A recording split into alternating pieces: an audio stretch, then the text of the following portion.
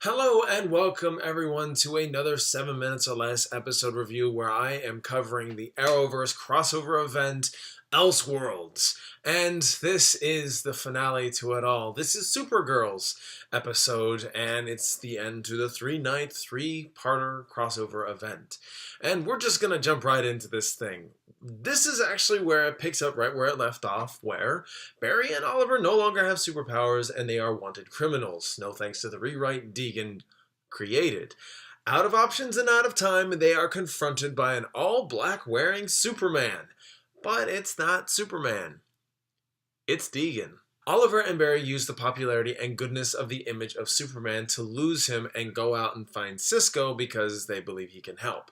Cisco, being a crime lord of some kind, give Barry and Oliver the runaround. So basically every solution that they have comes with a conflict. Rightfully so, it's a good thing. But Kara is being held captive by Deegan's Superman at Star Labs, but sees an alternate version of her sister working for the company. Kara convinces her to help her to escape. At this point in time, Barry and Oliver are confronted by the Monitor and conveys to them that not only is what they are going through a test, but they both will show their true selves, especially Oliver, because whenever a god is trying to do something, it's always a test, and it's always there's something bigger than me going on. I mean, I don't know. It's great, but kind of boring. A god's a god, man. I mean, seriously. Finally getting a move on, Barry and Oliver use Cisco to jump to Earth 38 to find Superman and Lois Lane at the Fortress of Solitude. They solicit his help and head to Earth 1 to combat against Deegan Superman.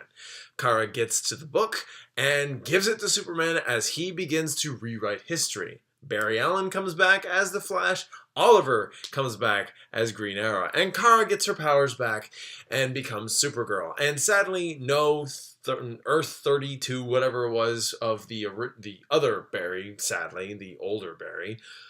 Don't know what happened to him, but Superman fights Superman, which was really cool. And let's just say a lot of gratuitous cameos appear, and it, God knows, a bigger nerd than me is pissing their pants right now of all the things crammed in this 1 hour episode. Technically 45 minutes. Gratuitous cameo! Another gratuitous cameo. I'm Pillow Man. Ow, my knee. I'm getting old. I'm Heating Pad Man. I am Origami Man. It's a hat. I am Mouse Man.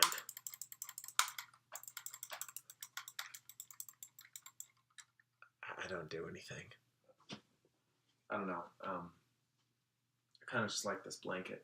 Everyone gets a happy ending despite Deegan's warped face looking more like Dr. Destiny. I totally had to look up that. And Batwoman tells Oliver Deegan has made a new friend, the Psycho Pirate. Totally had to look that one up too. And we get the announcement of Crisis on Infinite Earths next year. Dear God, man.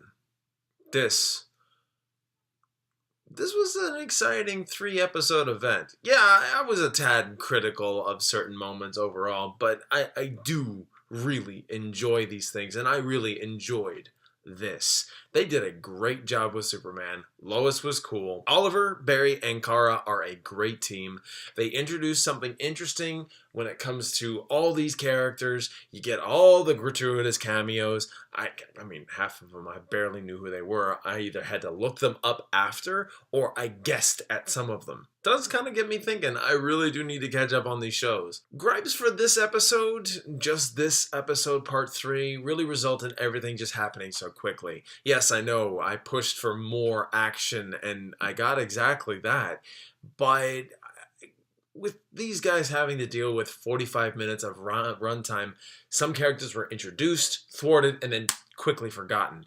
I feel like there were some heavy deleted scenes within this 3-part crossover event. But overall, as in like the entire 3-parter, some characters I feel were underutilized. Some moments didn't quite stick in the emotional moments, and elements go in somewhere interesting, but they're suddenly evaded because, well, reality's rewritten and they gotta rewrite it back, and they're just never in those story elements for long. For as epic as this was, it could have been more. And like, where these guys and gals that control the time slots, the people in the companies and stuff like that, whoever does all this, I really feel like they could have pushed for more of an hour and a half type thing where each one got an hour and a half. So all those plot points can be explored and expanded, if it was ever possible. I mean, I don't know the ins and outs. I don't know if they can't push it because it costs money or whatever. I'm just saying it would have been twice as better and twice as more exciting if all of these story elements had their times to shine. In the end, I really enjoyed this. It makes me want to go back to this show and review it all and get back into my universe reviews. And if you don't know what that is or what I'm talking about, I'll leave a link down below to tell you what universe reviews is, what I do here on my channel, and all that stuff. And that pretty much wraps me up. You guys and gals were absolutely wonderful. Thank you so much for joining me and watching me on this 3-night event. I was actually surprised I was able to do this, where I had the time and the means to watch, write, and review. If you all that have watched and want to see more, please subscribe, and I will definitely get you more videos in the future. Have a fantastic and wonderful day.